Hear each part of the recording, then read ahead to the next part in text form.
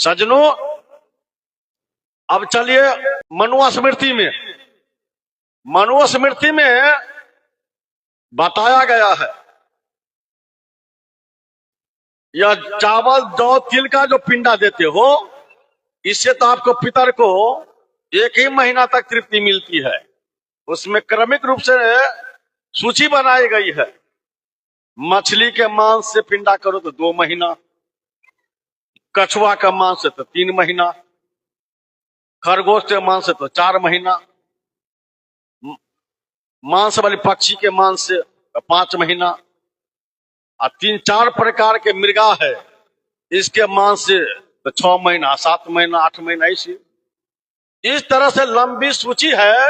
अब बताइए, मांस से भी पिंडा देने का विधान बताए मनुस्मृति में।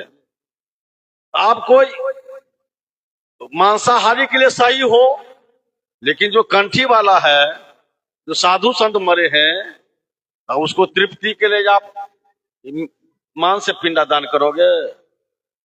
इसलिए करो विचार कीजिए। फिर एक पद्म पुराण है। पद्म पुराण के शिष्य खंड अध्याय 10 श्लोक संख्या 10 में लिखा गया है, यदि आप लाश को जलाते हो, मृतक शरीर को जलाते हो, तो उसकी ललाट की हड्डी को ले आओ। अब पंडित जी जो आपके कुल पूजक है, पुरोहित, उसके दोनों पुरानी दाम्पत्य को निमंत्रण देकर बुलाओ। उपवेशतु शय्यायाम मधु पर्क ततो ददेत। बढ़िया आसन पर बैठाओ, विधिवत उनकी अर्चना वंदना करो, तब वो हड्डी को अस्थि ललाट जम गृह सूक्ष्म कृत्वा भी मिश्रियेत। उस हड्डी को महीन पीस लो, और एक कटोरा में, आधा कटोरा में दही, दूध या घी रखो, और पीसी हुई हड्डी को भी मिश्रित मिलाओ। और तब पंडित जी दोनों प्राणी को पायेत द्विज दाम्पत्यो पितृभक्त्या समन्वितम। पितृभक्ति से पंडित दोनों प्राणी को पीसी हुई हड्डी पिलाओ, ऐसा पुराणों का कहना है। तो समाज के श्रोता समाज जो सुन रहे थे, विचार कीजिए। यदि आपको मृतक श्राद्ध करना है, तो मृतक आदमी के ललाट के हड्डी को महीन पीसकर अब पंडित जी दोनों प्राणी को पिलाइए। बोलिए सरुदेव की। सज्जनों, अब चलिए फिर गरुड़ पुराण।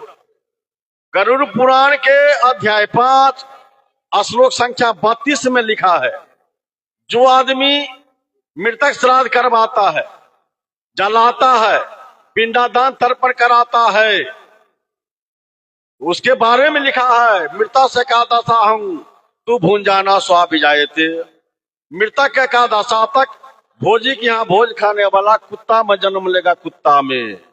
अब बताइए, हम लोग तो नहीं कर रहे हैं, कबीर साहब का नहीं कहना है। जिसको आप पंचायत करके कुल पूजक मानते हो, और उसमें निर्णायक ग्रंथ में ऐसी चर्चा आ गई है, एकादशा तक भोजी के यहाँ भोज खाने वाला कुत्ता में जन्म लेगा, तो श्राद्ध कार्य क्यों किया जाता है मृतक श्राद्ध? पूछिए। और उसी में लिखा है, देवी देवता के चढ़ुआ खाने वाला ब्राह्मण मुर्गा मुर्गी के जोन में जाएगा। सज्जनों, उसी के 10वां अध्याय में लिखा है, जो 4 प्रकार के कोई यति सती सन्यासी संत मर जाते हैं, उनके लाश को नहीं जलाओ। यति नाम से सर्वे सांगना दाहो न उदक क्रिया 10 घात आदिकं तेसाब न कर्तव्यम सुता देवी दंड ग्रहण मात्रे नो नरो नैरानो भवेत दंड ग्रहणाते संग प्रत्योत्तक न विजायते। 4 प्रकार के कोई भी यति सती सन्यासी संत मर जाते हैं, हंस परमहंस कुटी चक्र बहुतक, कहते हैं कि मरने पर उनके लाश को नहीं जलाओ, उसके नाम पर पिंडादान तर्पण नहीं करो, क्योंकि ज्ञानी अपने ज्ञान से मुक्त होते हैं, इसलिए पुत्र द्वारा देव पिंडदान की इच्छा नहीं करते, इसलिए उसका दाह संस्कार नहीं करो। और कहीं बड़ी नदी, सरोवर, महासागर है, उसमें या तो उसको प्रवाहित कर दो, नहीं तो मिट्टी में समाधि कर दो। क्यों? मृतक शरीर की देख ही रहे हो, धरती तो से शरीर बना है, मिट्टी का खिलौना मिट्टी में मिल जाएगा, या तो मिट्टी में समाधि कर दो। पानी से जल से बना है तो जल में समाधि कर दो। अग्नि से बना है तो अग्नि में समाहित कर दो। समाज में देख रहे हो, यदि कोई परदेश में मर जाता है, अपना आदमी नहीं रहता है, या तो नदी में फेंक दिया जाता है या मैदान में जानवर को खाने के लिए छोड़ दिया जाता है। पारसी धर्म में छत पर किसी मैदान में लाश को छोड़ दिया जाता है। जो मांसाहारी पशु पक्षी होते हैं जानवर उसको खा जाते हैं। और मुसलमान में मात्र एक मिट्टी समाधि होती है, धरती में उसको दफनाया जाता है। लेकिन हमारे समाज में सब दिन से ये तीनों प्रकार का कर्म होता आया है। राम के परिवार में देखिए, राजा दशरथ को अग्नि समाधि, सीता मैया को मिट्टी भूमि समाधि, और राम और लक्ष्मण को जल समाधि। सरयुग में दोनों भाई समाधि लिए हैं। एक ही घर में तीनों काम हुआ है। हमारे समाज में पहले जो गरीब लोग होते थे, जिसको लकड़ी की व्यवस्था नहीं थी, तो मुंह में ऊक दिखाकर मिट्टी में दफना देते थे। और चर्चा आई है जो 25 महीना से 27 महीना तक के जो बच्चा है उसके लाश को जलाया नहीं जाता है। क्यों? बच्चा को पवित्र पाक माना गया है, इसलिए कहा उसको जलाओ नहीं, मिट्टी में दफना दो। उसी तरह साधु संत महात्मा को पवित्र माना गया है, इसलिए इसको लाश को जलाने का नियम नहीं है। लेकिन एक बात मैं पूछता हूं, यदि कोई 66 लोग भी मर जाए जो गुरु से दीक्षित नहीं हुए, उनको भी मरने पर मिट्टी में समाधि कर दो। अंतर क्या है? यदि आप जलाते हो तो विज्ञान बता रहा है जलाने से कार्बन डाइऑक्साइड जो प्राणवायु है इसकी खपत होती है, और जलाने के बाद दूषित वायु निकलता है, कार्बन डाइऑक्साइड, कार्बन मोनोऑक्साइड, जो पर्यावरण को प्रदूषित करता है। इस दृष्टिकोण से मृतक शरीर को जलाना नहीं चाहिए, यह पर्यावरणविद वैज्ञानिक मत है। दूसरी तरफ यदि जलाते हो लाश को, इस शरीर में लाखों करोड़ों सूक्ष्म जीव होते हैं जिसको सूक्ष्मदर्शी से देखा जाता है, तो जलाने वालों को प्रायश्चित लगता है। इसलिए पंडा पुरोहित का कहना है जिस लाश को जलाए हो लाखों जीव मरा है, ये पाप किसको लगेगा? इसलिए एक आदमी को कर्ता बनाया जाता है, अब 12 दिन तक देखना उसको व्यवस्था अलग किया जाता है कि उसके शरीर में कोई टच नहीं करो, ये पपियावा है, पापी है, अलग व्यवस्था उसकी की जाती है। क्यों? जीव हत्या जीव को मारा है। और पुराण में लिखा है शरीर में धनंजय नाम का एक उपप्राण वायु है, जो शरीर से मुख्य प्राण निकल जाने के बाद वो 36 घंटा से 72 घंटा ठहरता है। जैसे किसी आदमी को कोठरी में बंद करके आग लगा दी जाए, कैसे छटपटा के मरेगा, उसी तरह यदि शरीर को जलाते हो 24 घंटा 36 घंटा के अंदर में, धनंजय नाम का प्राण वायु वो 36 घंटा से 72 घंटा ठहरता है, मुर्दा को पुष्ट करता है, फुलाता है। इस बीच में यदि जलाते हो तो धनंजय नाम का प्राण वायु दग्ध होकर निकलेगा, इसलिए जलाने वाले को प्रायश्चित लगता है। यदि आप जलाते हो तो 1 मिनट में कफन जल के राख हो जाता है, और सबके माता पिता लाश के रूप में नंगा नंगी है। बताओ ये इस सिस्टम अच्छा लगता है? इस तरह से जलाने से सब घर फायदा ही है। यदि आप मिट्टी में समाधि करते हो तो किसी जीव को मरने का आपको पाप नहीं लगेगा। धनंजय नाम का प्राण भी अपना समय से निकलेगा, आपको प्रायश्चित नहीं लगेगा। जिंदा में पूजा अर्चना करते हो, मरने के बाद भी आरती विधि करके मिट्टी में समाधि कर दो, मिट्टी का खिलौना में मिट्टी में मिल जाएगा, मिट्टी धीरे धीरे खा जाएगी, अपना में मिला लेगी। इसलिए निर्णायक मत है मिट्टी में समाधि कर देना ही सबसे अच्छा नियम है। इसलिए सज्जनों, हम लोगों को विचार करना चाहिए। धीरज जी जो अपने पिता के लिए मिट्टी समाधि किए हैं, तो कोई गड़बड़ तो नहीं किया है, कोई पाप तो नहीं किया है। जो आदमी समाज के लोगों को, जाति या दियाद किसी भी संप्रदाय के लोग हैं, यदि आप छूत मानते हो, छूत का, तो छूत का क्या होता है? पाप होता है। छूत का किसको लगेगा? जो आदमी जिंदा में अपने माता पिता सास ससुर को समय पर भोजन नहीं देते हैं, कपड़ा नहीं देते हैं, दवा नहीं देते हैं, सेवा नहीं करते हैं, तो ऐसे आदमी को प्रायश्चित लगना चाहिए। उसके लिए बैठक पंचायत करनी चाहिए, समाज के लोगों को उसको छांटना चाहिए, बारना चाहिए कि तुम माता पिता सास ससुर को क्यों नहीं सेवा करते, भोजन देते हो। लेकिन एक भी बेटा पैदा ना लिया समाज में, जो कोई उंगली उठाएगा, कोई मुखिया सरपंच, कोई दियाद या अगुआ, जो तुम अपने माता पिता सास ससुर को भोजन क्यों नहीं देते हो, दवा क्यों नहीं देते हो, कपड़ा क्यों नहीं देते हो, तुमको हम बार देंगे कि छांट देंगे। लेकिन जो माता पिता की सेवा करता है, अपना नियम से चलता है, अच्छी तरह संत गुरु के मंगा कर पूजा करते हैं, बताइए ऐसे आदमी को कैसे छांट रहे हो? ऐसे आदमी को कैसे कहते हो कि बरुआ है, इसका भात नहीं खाएंगे? प्रायश्चित लगेगा ऐसे कहने वाले को, क्योंकि चारों वर्ण में सत्य है ऊंचा। जब धुंधकारी का कल्याण सत्संग से हुआ, तो यदि किसी को शंका हो तो धीरज जी के पिताजी साधु नहीं थे, तो उतना बड़ा पापी नहीं ना था जितना बड़ा धुंधकारी पापी था।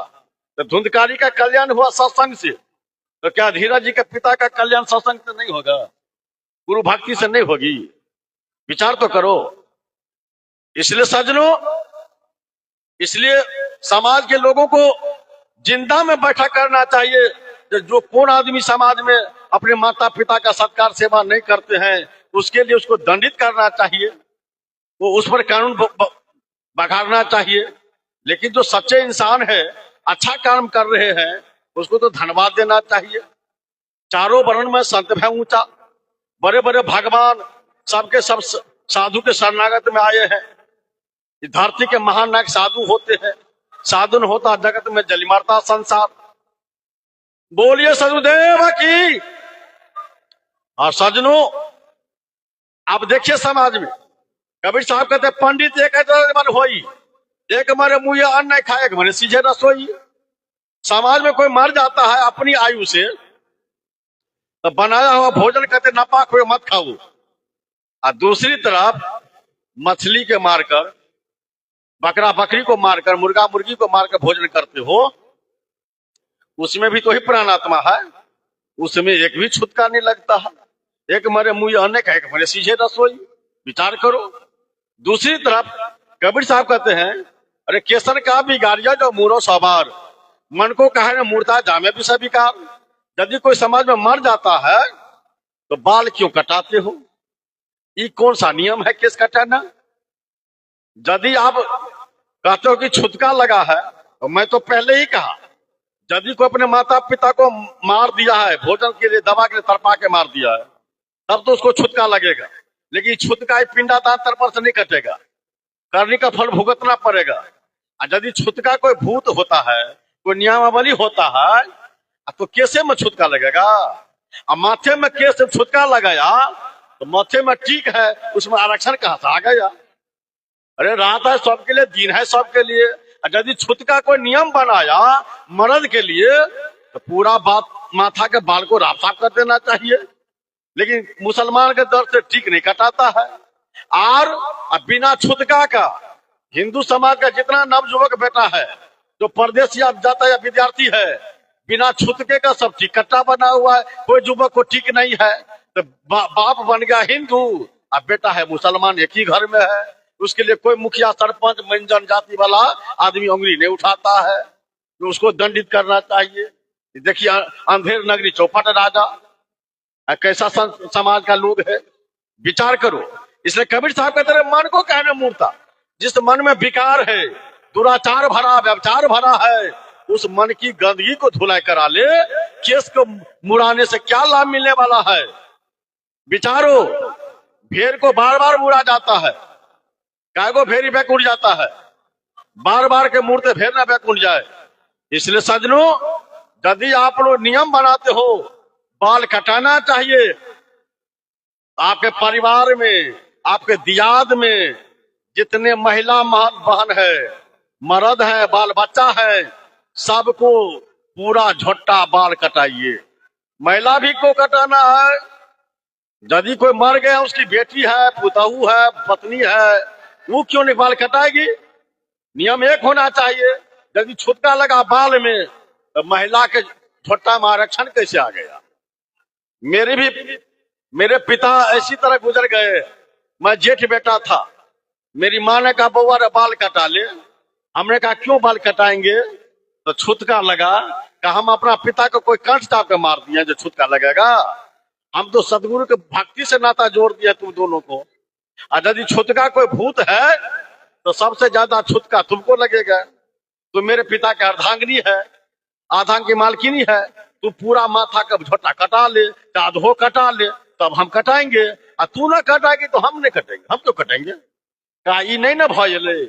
हमने कहा अंधेरा कानून पढ़ने वाला बेटा मैं नहीं हूं, मुझे आंख खुल चुकी है। जब तू कटा, तू अर्धांगिनी मेरे पिता की है, तुमको छुटका नहीं लगेगा। हमको कहा तो छुटका लग जाएगा। तू आधो झाटा कटाओ, एको भाग बाल कटा ले तो हम भी कटाएंगे। और तू ना कटाएगी तो हम भी नहीं कटेंगे। हम तो कटेंगे। अंधेरा कानून हमको नहीं मानेंगे। तब कहा नमक छोड़ दे। क्या दिन? तो 10 दिन। कहा नमक 10 दिन क्यों छोड़ेंगे? माता गुरु है, तू वचन दे पूरा जीवन छोड़ देंगे, 10 दिन नहीं छोड़ेंगे। हम छोड़ेंगे 10 दिन तो तुम भी छोड़ 10 दिन। करने हमरा नहीं, बल्कि कोई कौन नियम हुआ? हमरा लिए कानून, तोरा लिए कानून नहीं है। ये अंधेरा कानून हमने पढ़ने वाले हैं। इस सजनों, तो 1988 से 1986 में हम इस रास्ते में आए थे। 1984 में मैट्रिक पास किया था और 2 वर्ष मेरा जन्म हुआ था करपंथी में। और 2 वर्ष में उस समय हम टांग आए थे। पिता मेरे है, पिता को समाधि किए, न बाल कटाया, न उतरी पहना। ऐसे लोग कहा जो कोई करेक हो गया, कोई पागल बने, कोई मुसलमान कहते रहा। और अभी तो गांव गांव में जाकर झंडा गाकर आते हैं, बड़े बड़े पंडित विद्वान को कहते हैं। यदि मैं गड़बड़ करता तो आइए हमको दंडित कीजिए। कबीर साहब का ग्रंथ नहीं रहेगा। आप ही का पद्म पुराण, आप ही का भविष्य पुराण, आप ही का भागवत पुराण, आप ही का गरुड़ पुराण, आप ही का पद्म पुराण, आप मनु स्मृति, आप ही के ग्रंथों में जो चर्चा है उस पर विचार किया जाए। तो पिंडादान तर्पण से किसका कल्याण हुआ है? जजमेंट करा लीजिए। नहीं तो चलिए सरकार के घर में न्याय कोर्ट में केस कीजिए हमारे ऊपर में। चलिए हम लेकर चलते हैं उस कोर्ट में, उस जज साहब के सामने में। रामचरितमानस ले जाएंगे। रामचरितमानस उत्तरकांड दोहा नंबर 47 दिखाएंगे। उसमें लिखा गया है 6ठी चौपाई में, उपरोहित कर मति मंदा, वेद पुराण सुमृति कर निंदा। गुरु वशिष्ठ ब्रह्मा जी से निवेदन करता है, पिताश्री दुनिया में जो काम देना है दे दो, लेकिन रघुकुल की पुरोहिता का काम नहीं दो। यह सबसे नीच काम है। उपरोहित कर मति मंदा, वेद पुराण सुमृति कर निंदा। पुरोहिता का काम दुनिया में सबसे नीच काम है। वेद पुराण स्मृति इसकी निंदा करते हैं। ऐसा क्यों लिखा गया है? नहीं रहते लोग। सज्जनों, ब्रह्मा जी ने सोचा हमारा कर्म कांड गड़बड़ हो जाएगा, तो उसको कुछ प्रलोभन दिया। कहा देख बेटा वशिष्ठ, अरे एक घाटा है तो लाभ है। लाभ क्या है? तो रघुकुल में राम पैदा लेंगे, तुम उनके कुल गुरु बनोगे, इससे लाभ क्या होगा? इसी लल्लो चप्पो में गुरु वशिष्ठ रघुकुल के पुरोहिता का भार लिया, लेकिन बिल्कुल स्पष्ट शब्दों में कह दिया उपरोहित कर मति मंदा, वेद पुराण सुमृति कर निंदा। ये पुरोहिता का काम सबसे नीच काम है। अब बात हम तो नहीं लिख दिया रामचरितमानस में। ये जजमेंट कराइए, चलिए कोर्ट में, जहां पर रखना है रखिए। ऐसा क्यों लिखा गया कि पुरोहित का काम दुनिया में सबसे नीच काम है, वेद पुराण की निंदा कर रहे हैं? इसलिए जजमेंट कराइए। इसलिए सज्जनों विचार करो, कहो विचार, या तो सब दुख जाई। यही गरुड़ पुराण अध्याय 16 स्पष्ट शब्दों में लिख दिया, नाम मात्रे न संतुष्टा कर्म कांड रता नरा मंत्रोच्चारण होमाद्य भ्रामिता क्रतु बिस्तर। कहा ये जितना कर्म कांड किया जाता है वो नाम मात्र क्षणिक है, इससे कल्याण नहीं होने वाला है। न वेदाध्ययनान मुक्ति न शास्त्र पठनादपि, वेदों के अध्ययन से, शास्त्रों के पठन पाठन से मुक्ति नहीं मिलेगी। शब्दों में लिखा ज्ञानादय भी कैबल्यम न था बिंतात्मज। हे बिंतापुत गरुड़, मुक्ति मिलेगी ज्ञान से, विचारो। फिर लिखा मुक्तिदा गुरु आगे का विद्या सर्व विनम्बिका काष्ठ भार सहस्रेशु एकं संजीवनम परम। का मुक्ति किससे मिलेगी? तो गुरु के ज्ञान से। मुक्तिदा गुरु आगे का, गुरु के वाणी से। ये सारी विद्याएं विडंबना है, ये जाल फरेबी है, ये कल्याणकारी नहीं है। का सत्संग स विवेक निर्मल नयनम द्वयम। का सत्संग और विवेक की मानव के दो निर्मल नेत्र हैं। जस नास्ति नरो स्वंधा कथन न साध मार्ग। जिसको ये विवेक सत्संग रूपी आंख नहीं है, वो आंख रहते अंधा है। ऐसे अंधा आदमी गर्त में क्यों न गिर जाएगा। इस गरुड़ पुराण का अध्याय 16 का जजमेंट है। बिल्कुल कबीर साहब की सच्ची बात, पक्की बात को गरुड़ पुराण के 16वां अध्याय में लिखा गया। मुक्ति है गुरु भाग्य का, गुरु के वचन से मुक्ति मिलेगी।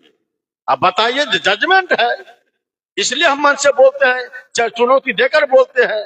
यदि किसी को अपनी शंका का समाधान कराना है तो सत्संग करा लीजिए, सामने में आइए, आप ही का ग्रंथ पुराण है तो चर्चा करा लीजिए। और मुंडको उपनिषद में